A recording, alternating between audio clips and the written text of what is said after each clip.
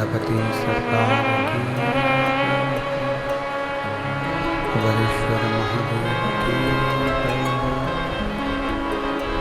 महाकालेश्वर भगवान की, ओंकारेश्वर भगवान की, घंटेश्वर महादेव की, संत सद्गुरुदेव माता की, चिंता संतानहंतारो भक्तदानं प्रणवास्म्यन्तनीचार्याणां प्रणमामि। जनमृतो जन्तुः सर्वदुःखातीतो भवेत्तमं सर्वदा वन्दे श्रीमद्वेङ्कटनाथं। अज्ञानतिमिरागास्य ज्ञानजशलाकया चक्षुरुन्मिलितं तस्मै श्रीगुरवे नमः। नमामि हृदय शेषे लीलाचलद्वेषायणं लक्ष्मीसहस्रनाम सर्वमङ्गलानि। चतुर्भीष्व चतुर्भीष्व चतुर्भीष्व चतुर्भिस्तभाषं जायते योऽसौ पञ्चदाहृतयः। बोल विश्वनाथ भगवान की।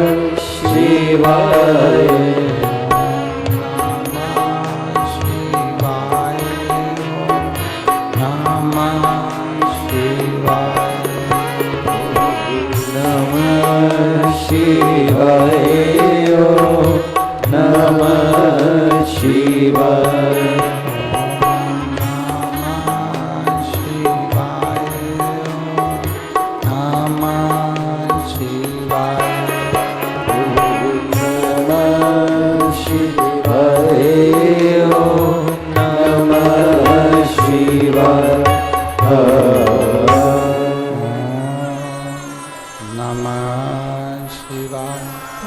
ओम नमः शिवाय। ओम नमः शिवाय। विश्वनाथ भगवान की जय। महाकालेश्वर भगवान की जय। ओमकारेश्वर भगवान की जय। कुबेरेश्वर महादेव की जय। हर हर महादेव। हर हर महादेव। हर हर महादेव। भगवान देवाधिदेव महादेव भगवान शिव, जिनकी पुनीत पावन शिव महापुराण की कथा संपूर्ण विश्व के कल्याण हेतु बाबा देवाधिदेव महा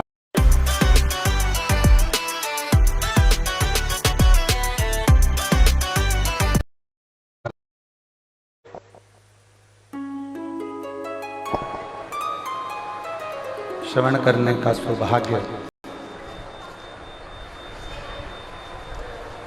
प्राप्त हुआ है। बड़े भाग्यशाली हैं सभी श्रोता भाई बहन जो इस पवित्र शिव महापुराण की कथा को श्रवण कर अपने जीवन को सार्थक बना रहे हैं। बड़ी मुश्किल से मिलने वाला यह मानव का शरीर, मनुष्य की देह, और जिसमें ये पवित्र शिव महापुराण की कथा आपके और हमारे जीवन की सार्थकता सिद्ध करता है।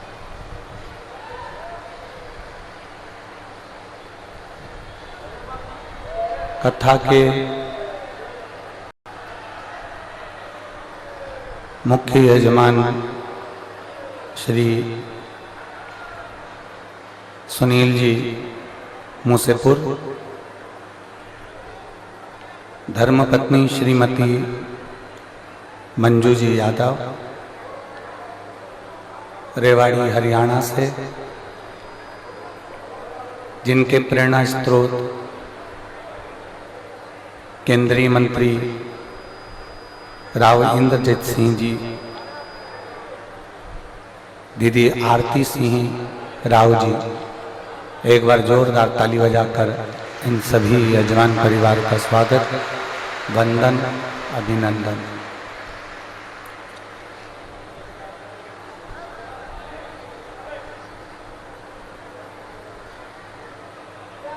भगवान शिव की जो कृपा है,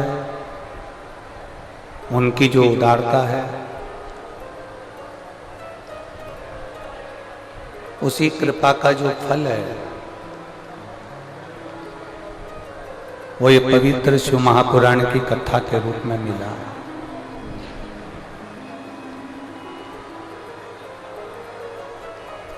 यदि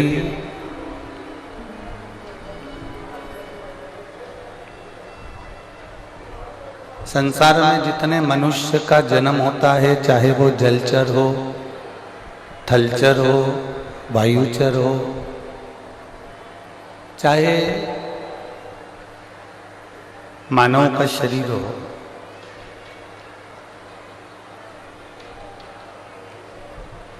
इस मृत्यु लोक में जन्म लेने वाले प्रत्येक जीव का जब माता के गर्भ में आगमन होता है, माता के गर्भ में जब वो आता है,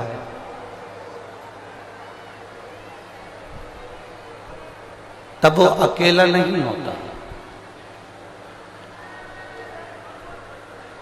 शिव महापुराण की कथा कहती है कि वो अकेला नहीं है। जब वो माता के गर्भ में जब वो आता है, तब माँ के गर्भ में जैसे ही वो प्रवेश करता है, अकेला नहीं होता।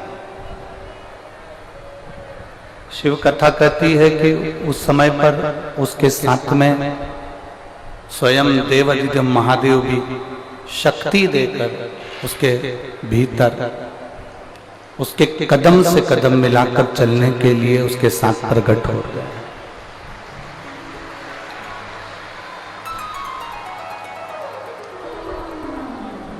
और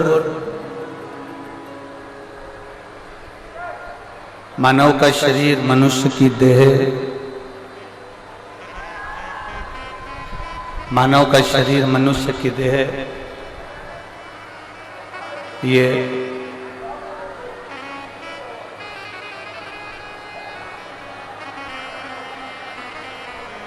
केवल भगवान देवादिदेव महादेव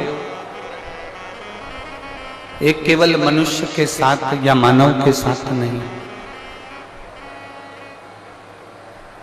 शिव महापुराण की कथा कहती है कि मेरे देवादिदेव महादेव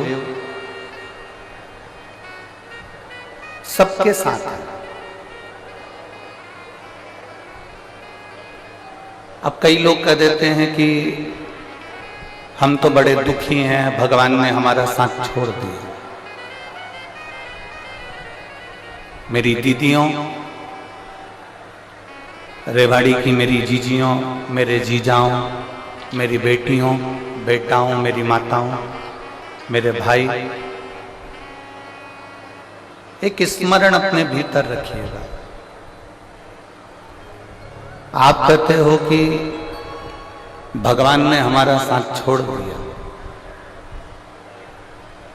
आप कहते हो कि परमात्मा ने हमारा साथ छोड़ दिया। शिव महापुराण की कथा कहती है ये संसार के लोग होंगे जो तुम्हारा साथ छोड़ देते होंगे, वो देवादिदेव महादेव है, माता के गर्भ से लेकर अंतिम समय तक तुम्हारा साथ नहीं छोड़ता।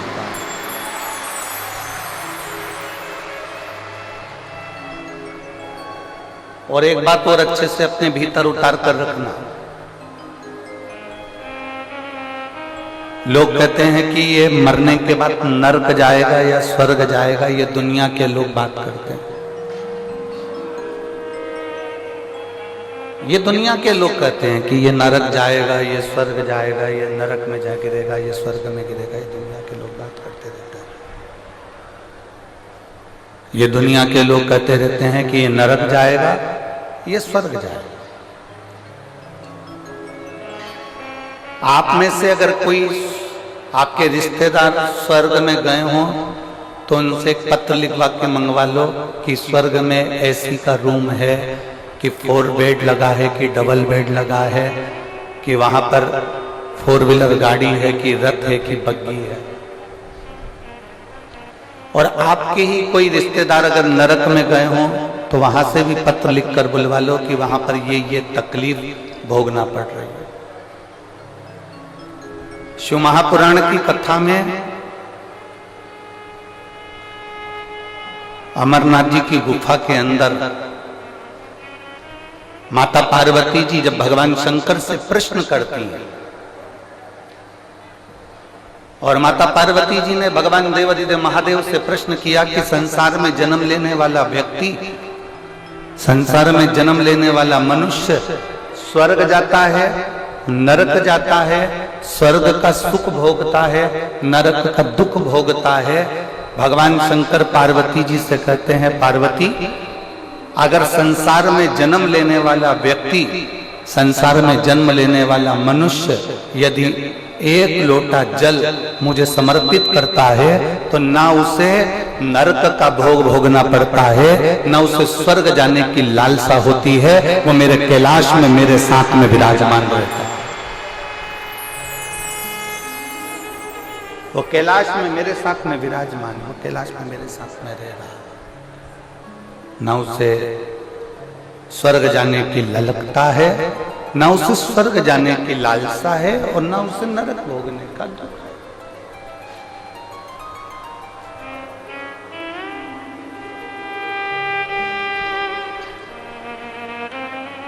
कई लोग कह देते हैं कोई अगर पूजन कर रहा है ना, कोई थोड़ी सी पूजन कर रहा है और पूजन में बच्चे ने गलती कर दी,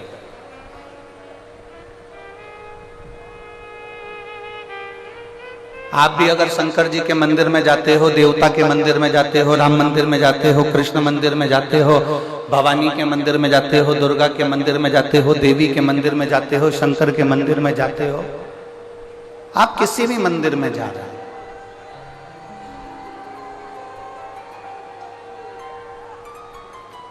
आप किसी भी मंदिर के अंदर प्रवेश कर रहे हैं, आप किसी भी मंदिर के अंदर जा रहे हैं, छोटे छोटे बच्चे उस मंदिर में दर्शन करने आ रहे हैं, छोटे छोटे बच्चे उस मंदिर में पूजन करने आ रहे हैं। बोलो, आप लोगों ने दर्शन करे ऐसा कि छोटे छोटे बच्चे आपके आसपास में जो शिवालय हैं, देवालय हैं, शंकर के मंदिर हैं, भगवान शिव के जो मंदिर हैं, वहां छोटे छोटे बच्चों का आपने दर्शन हो, वो भगवान का पूजन कर रहा है। एक छोटे से बच्चे के हाथ से जल चढ़ाते चढ़ाते अगर लोटा नीचे गिर गया,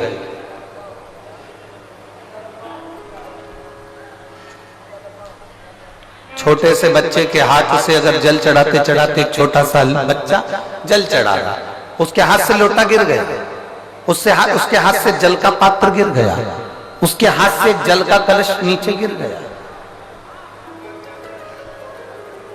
छोटा सा बच्चा बेलपत्र चढ़ा रहा है, बेलपत्र चढ़ाते चढ़ाते उसके हाथ में जो बेलपत्र रखी है वो पूरी की पूरी दब गई, बेकार हो गई, मुड़ गई, टूट गई और उसने भगवान शंकर को चढ़ा दिया। जरा सावधानी से सुनना कथा।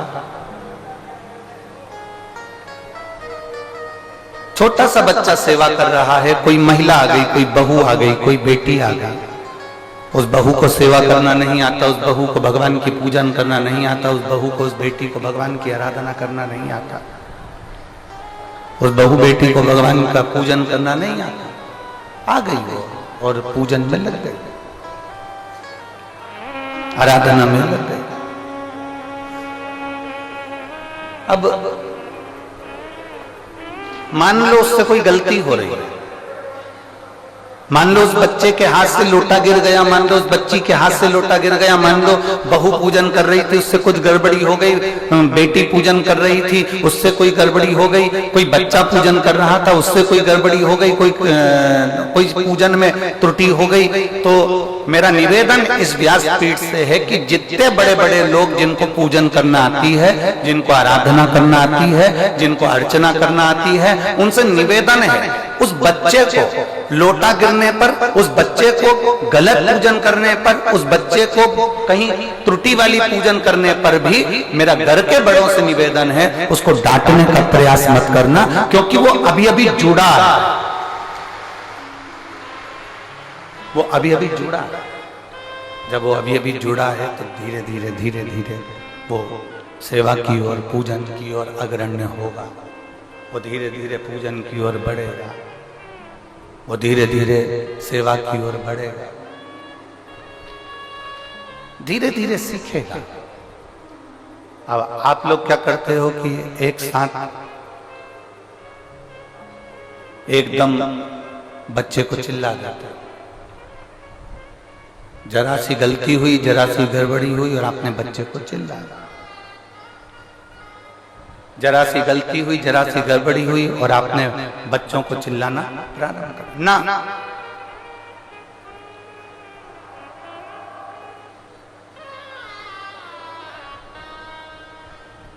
हम आपसे पूछें एक बात, उत्तर दोगे रे रेवाड़ी वाली? अरे बोलो तो जम के। गलती भगवान करता है कि इंसान करता है? जम के बोलो जरा। इंसान करता है। गलती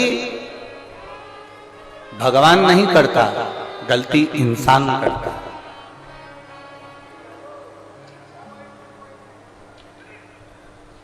गलती बाप करता है कि बेटा करता है?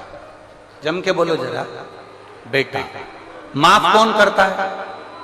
बाप। आपने अगर गलती कर भी दी है, आपसे अगर कोई गलती हो भी गई है, मान लो जल की जगह तुमने दूध चढ़ा दिया, दूध की जगह दही चढ़ा दिया, दही की जगह तुमने जल चढ़ा दिया, मान लो चंदन लगाना था तुमने चावल लगा दिया, चावल की जगह अबीर लगा दी, अबीर की जगह गुलाल लगा दी, मान लो बेलपत्री की जगह फूल चढ़ा दिया, फूल की जगह बेलपत्र चढ़ा दी, तो ये चिंता मत करना कि मुझसे कोई गलती हो गई। याद रखना वो तुम्हारा बाप है और बाप अपने बच्चों की गलतियों को माफ कर सकता है। पिता अपने बच्चों की गलतियों को माफ करता चले जाता है, बाप अपने बच्चों की गलतियों को माफ करने की उसकी आदत बनी हुई। वो तो केवल इतना कहता है कि तुम कैसे भी आओ मेरे करीब ही, कैसे भी आओ।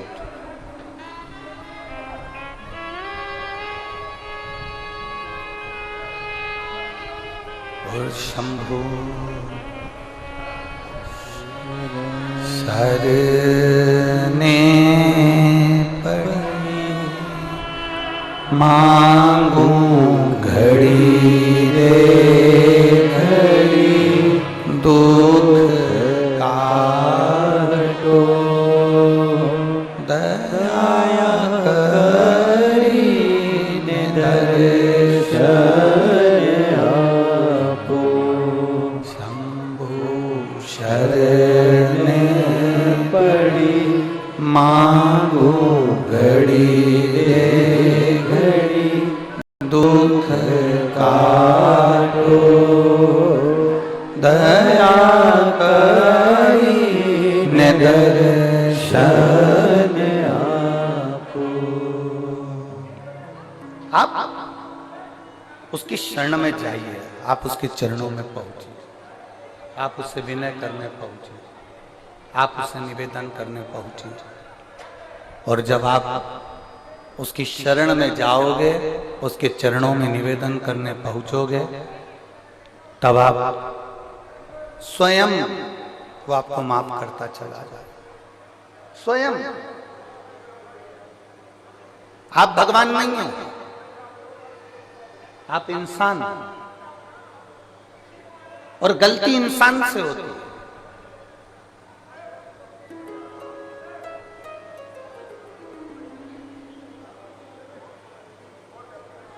और इंसान अगर गलती नहीं करेगा तो परमात्मा माफ कैसे ना करेगा। भाई फिर एक निवेदन करेंगे आपसे, सलाह देने वाले ढेर सारे मिलते हैं पर सहयोग देने वाले बहुत कम मिलते हैं, बहुत कम। सलाह देने वाले ढेर सारे मिलेंगे आपको, कोई आपसे कहेगा कि तू ऐसा कर ले, कोई कहेगा तू वैसा कर ले, कोई कहेगा तू ऐसा कर, कोई कहेगा तू वैसा कर, बहुत सारे मिलेंगे, परंतु सहयोग देने वाले बहुत कम मिलेंगे, ना केवल। और शिव महापुराण की कथा बहुत सुंदर बात कहती है कि देव अधिदेव महादेव सलाह कम देते हैं, देव अधिदेव महादेव सहयोग ज्यादा देते हैं तुम्हारे दुख की घड़ी में और तुम्हारी सुख की घड़ी।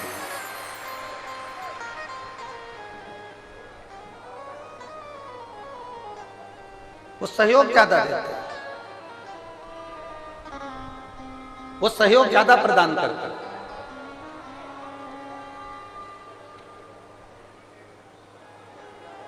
बहुत मिलेंगे संसार में आपको सलाह देने वाले, बहुत।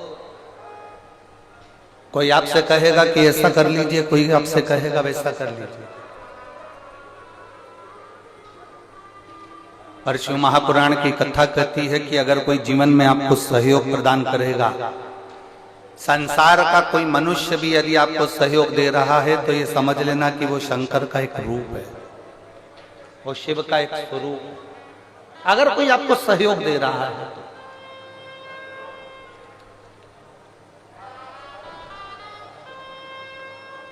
बहुत मिलेंगे। शिव महापुराण की कथा कहती है हमको ऐसे भी लोग मिलेंगे जो दिन रात आपको अपशब्द कहते मिलेंगे, दिन रात आपको गालियां देते मिलेंगे, आड़ा टेढ़ा बोलते मिलेंगे, अपशब्द कहते मिलेंगे।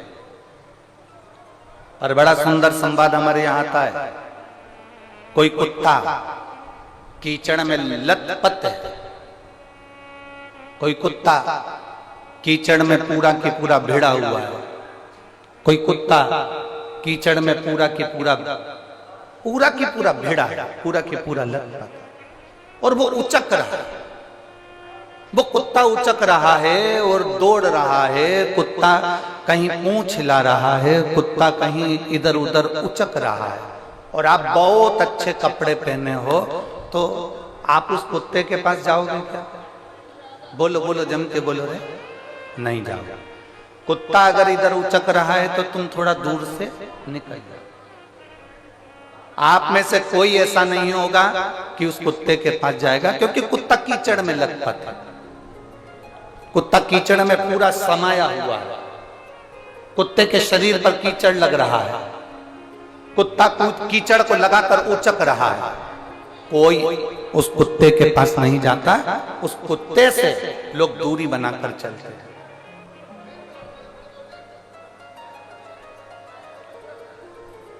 टीवी के बारे में उस कुत्ते से लोग दूरी बनाकर चलते हैं, दूरी। कोई कुत्ते के पास नहीं जाता। और समझदारी इसी को कहते हैं कि अगर कुत्ता कीचड़ में भिड़ा हुआ है, कुत्ता कीचड़ में भिड़ने के बाद उचक रहा है, बहुत यहां वहां घूम रहा है, तो निवेदन है उस कुत्ते के करीब में मत जाना, कुत्ते से दूरी बनाकर रखना। उसी तरह संसार में ऐसे ऐसे लोग भी हैं जो दिन रात गंदे व्यसन में डूबे हुए हैं, मदिरापान में, मांसाहार में, वेश्यावृत्ति में, जुए में, और ना जाने कितने कितने गंदे काम में डूबे हुए हैं, ना जाने कितना कितना निंदा करते हैं, ना जाने कितना कितना अपशब्द कहते हैं, ना जाने कितना कितना आड़ा टेढ़ा बोलते हैं।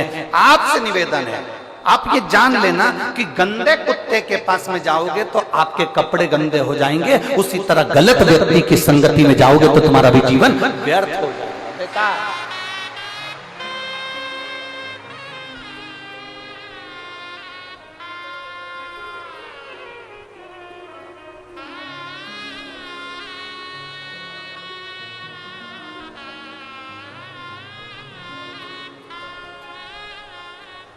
आज हमारे सुनील जी, जजमान जी की धर्म पत्नी श्रीमती मंजू जी यादव जी बता रही थी, गुरुदेव हमारी बेटी बोल रही थी कि मम्मी ना जाने कितने भाग्य प्रबल हुए होंगे जो शिव महापुराण की कथा अपने यहाँ हो रही है और गुरुजी अपने घर पे ठहरे हुए हैं और भोलेनाथ जी की सेवा घर पर चल रही है। तो मंजू जी बता रही थी कि बेटी कह रही थी कि गुरुजी जब तक घर में हैं मम्मी, तब तक प्रयास करना कि चाहे भोजन प्रसादी हो, चाहे जल प्रसादी हो, चाहे गाय का दूध प्रसादी हो, भोलेनाथ जी की पूजन की सामग्री हो, प्रयास करना मम्मी कि आप, हम और घर के लोग गुरु जी को वो प्रसाद पवा सकें, वो प्रसाद दे सकें। ये संस्कार, ये संस्कार झलक, इसको कहते संस्कार।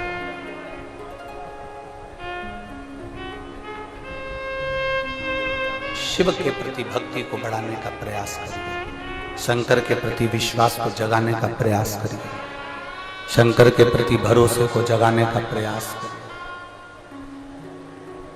गंदा बोलने वालों से दूरी बनाकर रखो, गंदे काम करने वालों से दूरी बनाकर रखो, वरना गंदा बोलने वाला, गंदा काम करने वाला, गलत व्यवहार करने वाला, गलत व्यक्ति अच्छे व्यक्ति को फंसाकर चला जाता है और गंदा अपनी जगह। एक बड़ा सुंदर संवाद हमने पहले कथा में कहा, आप लोगों ने सुना होगा। एक कौवा दौड़ते दौड़ते उड़ते उड़ते मानसरोवर पर आ गया, जहां पर हंस बैठे हुए,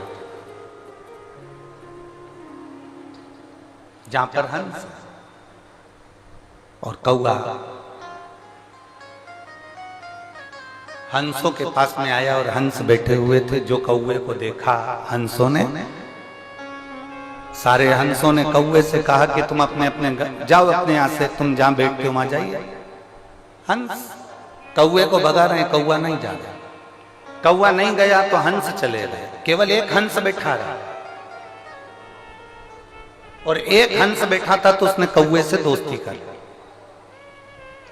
अब कौवे और हंस की ऐसी दोस्ती हो गई, ऐसी दोस्ती हो गई कि कौवे को भूख लगने लगी, और भूख लगने लगी तो कौवा कहने लगा मुझे बहुत तेज भूख लग रही है, कुछ दे दो मुझे खाने के लिए, कुछ मुझे प्रदान करो खाने के लिए। तभी उसी समय पर, उसी पल, उसी घड़ी हंस गया, मोती चुग कर ले आया, कौवे को दिया, ले कौवा ये मोती ले, खा ले। कौवा कहने लगा आज तक मैंने जिंदगी में मोती नहीं खाया, मेरी तो चोंच टूट जाएगी, मैं मोती कैसे खा सकता? अभी तक मैंने कभी मोती नहीं खाया, अभी तक मैंने मोती का सेवन नहीं करा, अगर मैं खाऊंगा तो मेरी ये चोंच टूट जाएगी, अगर मैं खाऊंगा तो मेरी चोंच टूट जाएगी, मैं नहीं खाता। कौवे ने मना कर दिया। अब कौवा भूखा रहने लगा, बहुत भूख से विलपने लगा। भूख के कारण जब बिलख रहा था कौवा को कहने लगा हंस से, हंस अब तू मेरे साथ चल, मेरे यहाँ रहना दो एक दिन। हंस चले गया कौवे के साथ में। कौवा, हंस तो मानसरोवर पर रहता था, कौवा शमशान में बड़ के पेड़ के ऊपर रहता था। कौवा बैठ गया, हंस को भूख लगी। हंस ने कहा कौवे मुझे भूख लग रही है। कौवा कहता है मैं अब भी लेकर आता हूँ। कौवा उड़ कर गया, मरा हुआ कुत्ता पड़ा था, उस कुत्ते का मांस उठाया कौवे ने, लाकर हंस को देने लगा। हंस कहता है मैं नहीं खाऊंगा, भले मर जाऊंगा पर ये गंदी चीज नहीं खाऊंगा। दोनों बात कर रहे थे और वो मांस का टुकड़ा नीचे गिर गया। नीचे गिरते ही एक राजकुमार बैठा था, उसके ऊपर मांस का टुकड़ा गिरा। राजकुमार को क्रोध आया, उसने धनुष उठाकर बाण छोड़ा। जो बाण छोड़ा, छोड़ते से कौवा तो भाग गया, हंस को तीर लग गया। हंस को जैसे बाण लगा, हंस नीचे गिरा तो राजकुमार ने हाथ जोड़कर कहा हंस देव, मैंने तो कौवे के ऊपर बाण छोड़ा था और बाण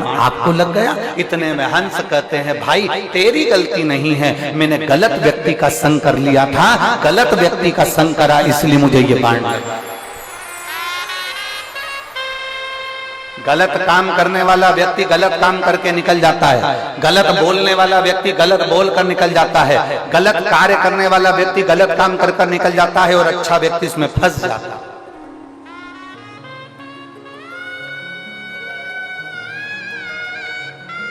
अच्छा व्यक्ति इसमें फंस रहा है।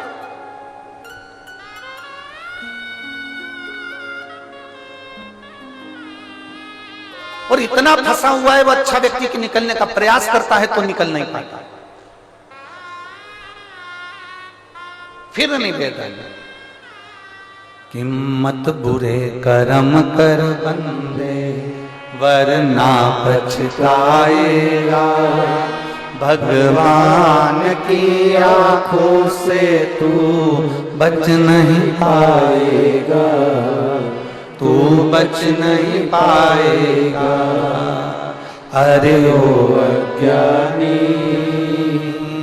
मत कर नादानी, अरे ओ अज्ञानी मत कर नादानी। तेरे कर्म का फल भी तू ही पाएगा, जैसा किया तूने तेरे आगे आएगा। मत बुरे कर्म कर बंदे वरना पछताएगा, भगवान की आंखों से तू बच नहीं पाएगा, तू बच नहीं पाएगा। अरे ओ अज्ञानी मत कर नादानी, अरे ओ अज्ञानी मत कर नादानी। अपने कर्म का भोग अपने को भोगना है, कोई दूसरा नहीं भोगने वाला। किसी अच्छे की संगत करने का प्रयास करें।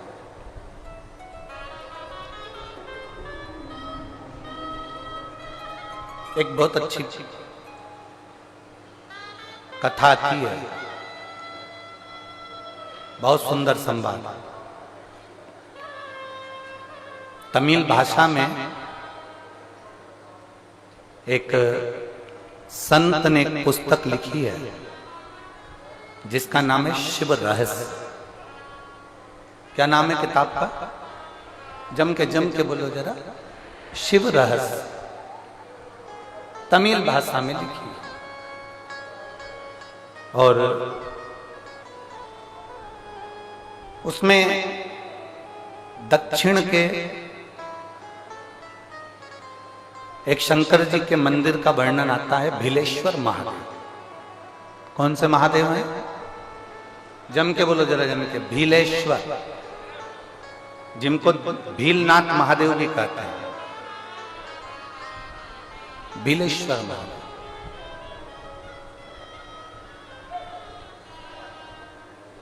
तमिल की उस पुस्तक में, शिव रहस्य में, उसका वर्णन लिखा है कि एक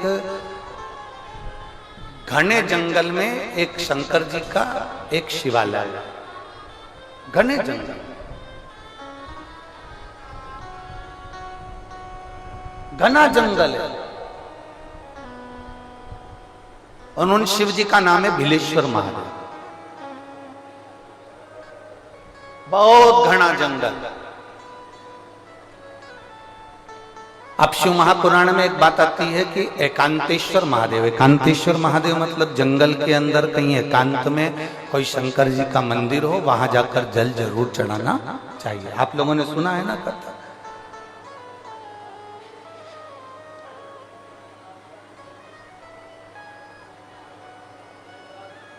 वहां जल जरूर चढ़ाना चाहिए।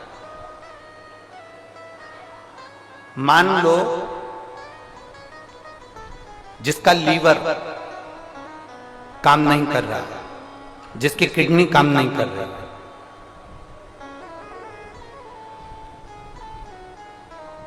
और डॉक्टर ने कह दिया कि इसका डायलिसिस चालू हो गया है या इसका डायलिसिस चल रहा है। बेलपत्री के पेड़ के नीचे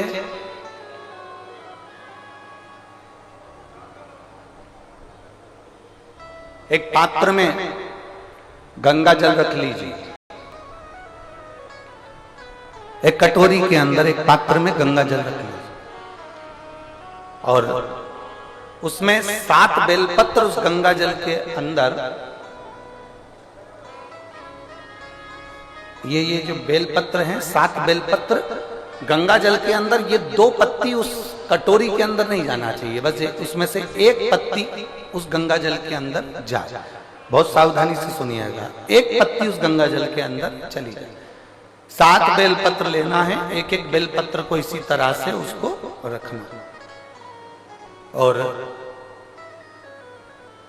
भगवान शिव के कुंडकेश्वर महादेव का स्मरण करिए और अवधूतेश्वर महादेव का स्मरण करिए। घी का एक दीप लगा लीजिए और देवादिदेव महादेव से पंचाक्षर मंत्र हो तो नमः शिवाय, षडाक्षर मंत्र याद हो तो ओम नमः शिवाय या श्री शिवाय नमस्तुभ्यम का जाप कर कर उस जल को लेकर आ जाइए।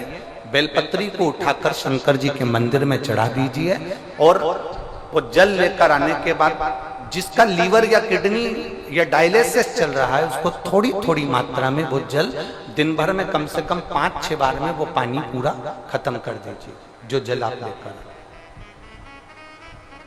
धीरे धीरे डायलिसिस अगर हफ्ते में 2 बार हो रहा है तो हफ्ते में 1 बार होगा, फिर महीने में 1 बार होगा, फिर धीरे धीरे किडनी लीवर काम करना प्रारंभ कर देगा और डायलिसिस आपका बंद हो जाएगा। एक पत्र है,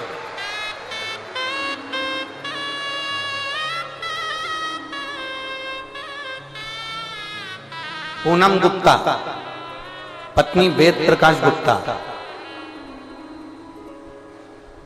पालम नई दिल्ली से हैं। कहीं बैठी हो तो हाथ हिला सकती हैं। पूनम गुप्ता आप ही हैं? हाथ हिला दो एक बार ऐसे, ठीक है। पूनम गुप्ता, पत्नी वेद प्रकाश गुप्ता, पालम नई दिल्ली से हैं। बच्ची आई है के साथ में? दिख रही है? ये टीवी चालू करवा, मेरे को भी नजर आया कम से कम। हाँ गोदी में लो, हाँ दिख गई दिख गई। ले आओ इस बच्ची को, धीरे धीरे कर कर लेकर आओ। आप फोटो देखिएगा, अगर आप लोग एलईडी देख रहे हैं या आस्था चैनल देख रहे हैं तो इस बच्ची का पहला फोटो देखिएगा जिस समय पर इसकी किडनी और लीवर दोनों खराब हो चुके थे और इस बच्ची के पूरे शरीर पर सूजन है। अगर आप लोग एलईडी पर देख रहे हो या आस्था चैनल पर देख रहे हो तो इस बच्ची का पहला फोटो देखिए जिस समय पर इस बच्ची का पूरा चेहरा पूरा शरीर सूजन है। एलईडी पर चल रहा है।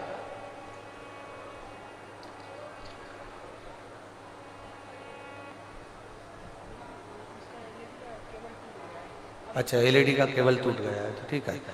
एलईडी वाले आप लोग जो आस्था चैनल पर देख रहे हैं या मोबाइल में देख रहे होंगे तो वो लोग देख सकते हैं। इस बच्ची का पूरा शरीर सूज चुका है क्योंकि इसका लीवर और इसका किडनी दोनों काम करना बंद कर दिए। जिस बच्ची को आप लोग देख रहे हैं अब पत्र है। मैं पूनम गुप्ता पत्नी वेद प्रकाश गुप्ता पालम नई दिल्ली से आई हूं। मेरा मोबाइल नंबर यह है। मेरी बेटी का जन्म 2018 में हुआ। 2018 में इसका जन्म हुआ। 2 साल बाद 2020 से मेरी बेटी के शरीर पर सूजन आना प्रारंभ हो गई। दिल्ली के दीनदयाल हॉस्पिटल में लेकर गए, वहां उसकी सभी जांचें हुई। जांच में मालूम पड़ा कि बेटी की किडनी ने काम करना बंद कर दिया और किडनी काम कर नहीं रही है। उसके कारण बेटी का पूरा शरीर सूज रहा है और इसको डायलिसिस भी चालू करना पड़ेगा। दीनदयाल हॉस्पिटल से हमने उसको दिखाया, फिर दूसरे हॉस्पिटल में दिखाया। दिल्ली के कलावती हॉस्पिटल में हम उसको लेकर पहुंच गए। जब दिल्ली के अच्छा वो बिस्किट देना।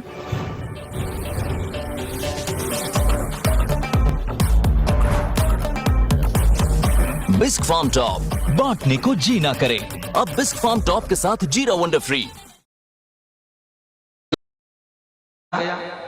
3 साल तक उसके शरीर से सूजन नहीं गई। उसकी किडनी और लीवर के लिए दवाइयां चलती रही, डायलिसिस का क्रम चालू रहा। अब करें तो करें क्या। तब मेरे एक रिश्तेदार ने मुझे कहा कि अपने घर का कोई व्यक्ति सीहोर भेज दो, वहां से रुद्राक्ष मंगवा लो। हमने कहा किसको भेजें, सीहोर का एड्रेस नहीं देखा। तब मालूम पड़ा कि भोपाल के करीब में है। तो हमारे यहाँ से एक व्यक्ति को हमने सीहोर भेजा, वहां का रुद्राक्ष और कंकर बुलवाया। उस रुद्राक्ष को गलाने लगे, शिवजी को जल चढ़ाने लगे। बेटी को भगवान शंकर पर चढ़ा हुआ जल देना प्रारंभ करा। एक बेलपत्र का प्रयोग बेलपत्री के पेड़ के नीचे का जो आपने बताया था वो हमने करना प्रारंभ करा। गुरुदेव आपको लोग भले टोटका वाला महाराज कहते हो, पर सत्य बात तो ये है आप जो बताते हैं वो देवाधिदेव महादेव स्वयं बताता है और उसका फल मिलता है। गुरुदेव आपने जो बेलपत्री का प्रयोग बताया था वो हमने करना प्रारंभ करा।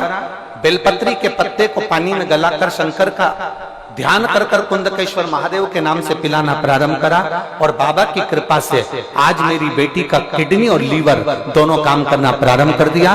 मैंने बेटी का दूसरा फोटो लगा रही हूं जिसमें बच्ची पूरी तरह से ठीक है।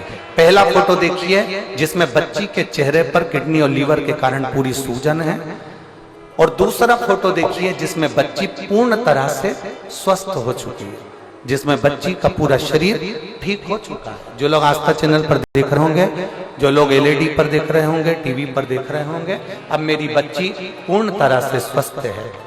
गुरुदेव मैं श्री सुनील भैया को धन्यवाद देती हूं कि हमारे को पंडाल में कथा सुनने का फल मिला। हमारा बहुत बहुत धन्यवाद सुनील जी, आपको बहुत बहुत धन्यवाद है। बाबा की बहुत कृपा। ये शिव तत्व है। और आखिरी में उन्होंने लिख दिया, अरे लुटा दिया भंडार काशी वाले ने, कर दिया मारा माल काशी वाले। शिव तत्व है, शंभु त्रिकालदर्शी है, कैलाशी है, अविनाशी। और तेरी कृपा बिना ना हिले एक भी अणु, लेते हैं श्वास तेरी कृपा से तनो तनो। देखो बखान क्या करूं मैं राखों के ढेर का, छपटी भभूत में है खजाना कुबेर का। श्री शिवाय नमः।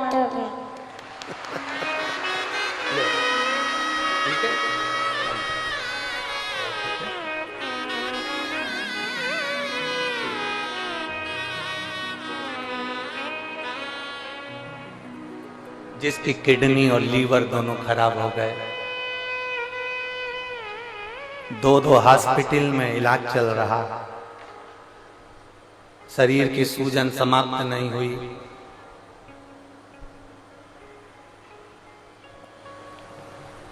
शंभू पर करा गया भरोसा, फल देता। और खाली ना जाता कोई दर से तुम्हारे, खाली ना जाता कोई दर से तुम्हारे, मैं भी खड़ी हूँ नदी बाहें फसारे, अपने हृदय से लगा लो गिरा जा रहा हूँ, उठा लो भोले अपने दर से अब तो नटारो, गिरी जा रही हो, उठा लो। आप जब दिल से बाबा से प्रार्थना करते हैं, आप जब दिल से बाबा से निवेदन करते हैं, बाबा श्रवण करते हैं। एक विश्वास भीतर हो, एक भरोसा भीतर, भरोसा।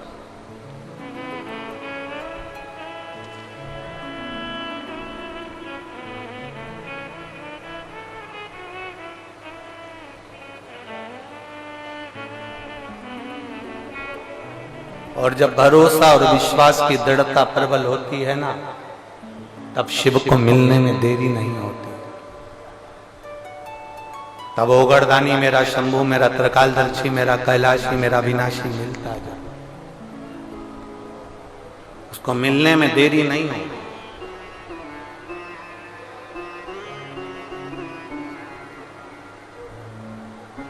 शिव रहस्य उस पुस्तक में लिखा कि जंगल एक घना जंगल है, उस घने जंगल में, बहुत घने जंगल के अंदर, बहुत घने जंगल, इतना घना जंगल है, और उस घने जंगल में बिलेश्वर महादेव का मंदिर है, एकांत।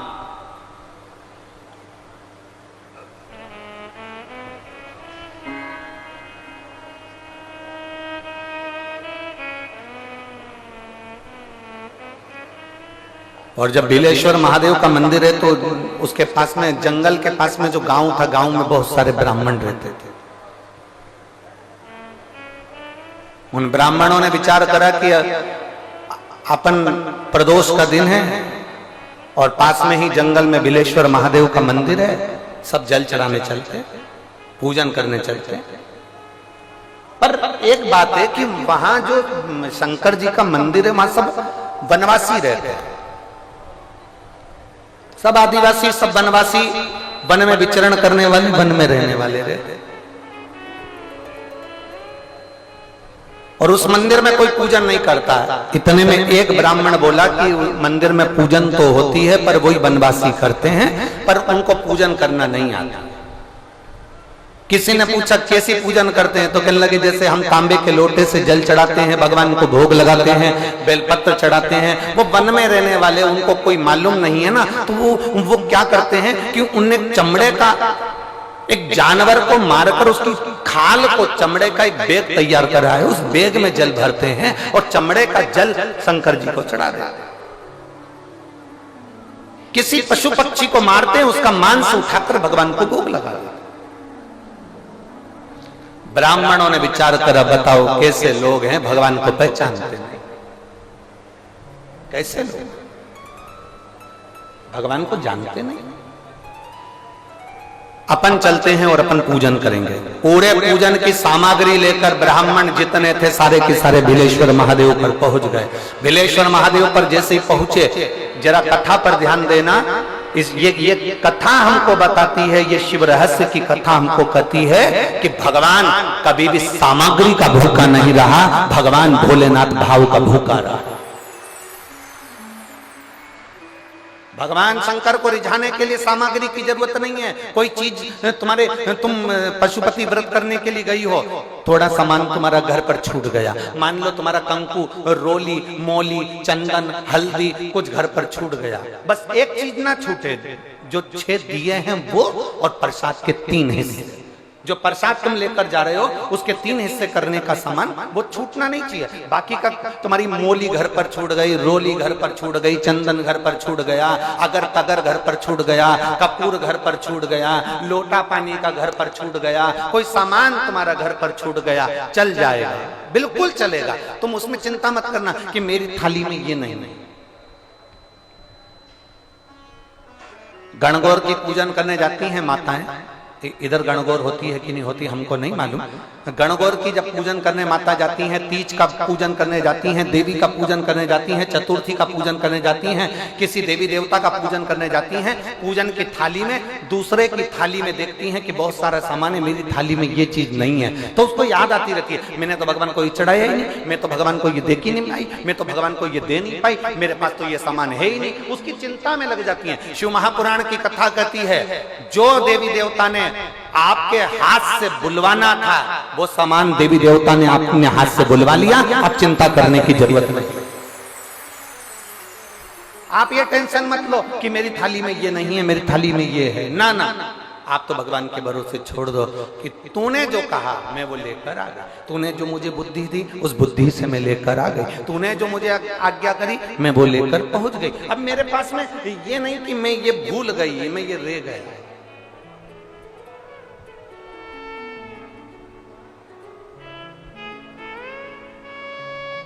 महाराज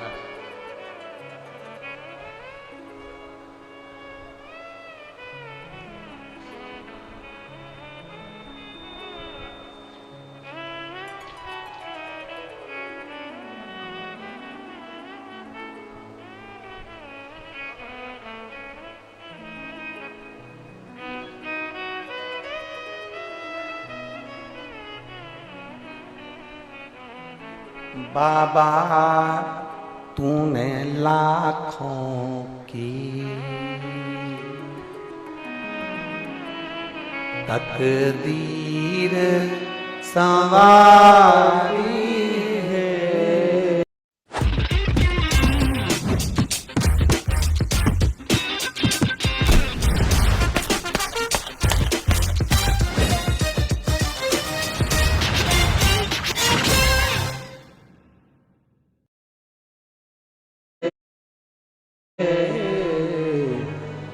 इतना मुझे बतला दे, इतना मुझे बतला दे, कब मेरी बारी है, इतना मुझे बतला दे, कब मेरी बारी है। बाबा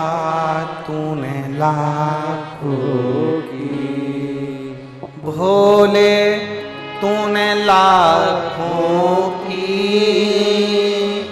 तकदीर सवारी है, भोले तूने लाखों की तकदीर सवारी है, इतना मुझे बतला दो, इतना मुझे बतला दो, कब मेरी बारी है, इतना मुझे बतला दो। बस एक बार तू बोल दे कि अब तेरी बात, एक बार बोल दे। हाथ में जल का पात्र हो, शंकर के मंदिर में जब तुम जा रहे हो, शिव के पास जब पहुंचो, जल से हाथ, ये लोटा जब जल का तुम बाबा को समर्पित कर रहे हो, जल चढ़ा रहे हो, उस समय पर बाबा से जरूर कहो, बाबा बहुत दिन हो गए, बहुत दुखी हूं, ए मेरे शंकर, मेरे कुबेरेश्वर महादेव, मेरे महाकाल राजा, मेरे इस हाथ को अब तुम पकड़ लो बाबा, बहुत दुखी हूं, अब तुम थाम लो बाबा।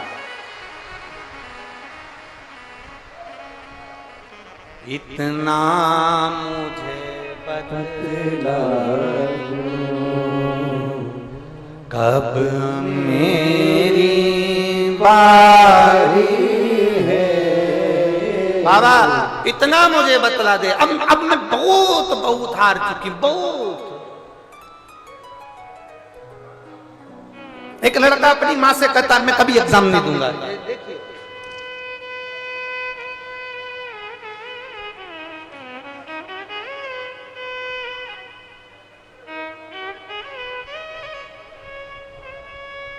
उगंता यादव, अंतर सिंह यादव, कहीं बैठे हो तो हाथ हिलाइए।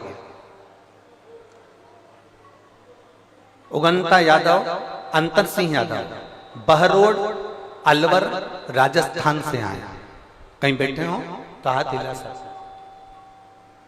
उगंता यादव, अंतर सिंह यादव, बहरोड अलवर राजस्थान से आए, 2 साल से कथा सुन रहे हैं गुरुदेव। मेरे बेटे का कहीं सिलेक्शन नहीं हुआ, आखिरी में उसने कह दिया कि अब कभी एग्जाम नहीं दूंगा। आपने कथा में कहा था कि हिम्मत मत हारना, बाबा पर जल चढ़ाते रहना, एक बार नहीं सुनेगा, दूसरी बार नहीं सुनेगा, तीसरी बार नहीं सुनेगा, चौथी बार नहीं सुनेगा, चिल्लाते रहना, उसके मंदिर में जाते रहना, सुनेगा जरूर। मैंने मेरे बेटे से कहा इतने में हिम्मत हार गया। वो सीहोर वाला महाराज कहता है शंकर पर जल चढ़ाया गया कभी खाली नहीं जाता, एक बार फिर हिम्मत कर। बेटा कहता है माँ अब नहीं दूंगा एग्जाम। मैंने अपने से कहा एक बार एग्जाम देने जा और भोलेनाथ जी से कहना वो सीहोर वाले की तो लाज रख ले, मेरी नहीं रखे तो कम से कम उसकी तो सुन ले। और मेरे बेटे ने शंकर पर जल चढ़ाकर एग्जाम दिया, आज मेरा बेटा इनकम टैक्स ऑफिसर के पद पर विराजमान है। मैं बाबा को धन्यवाद देने के लिए, मैं शिव को धन्यवाद देती हूँ, मैं शंकर ओघड़ी को धन्यवाद देती हूँ, मैं बाबा को धन्यवाद देने आई हूँ। उगंत यादव, अंतर सिंह यादव, बहरोड अलवर राजस्थान।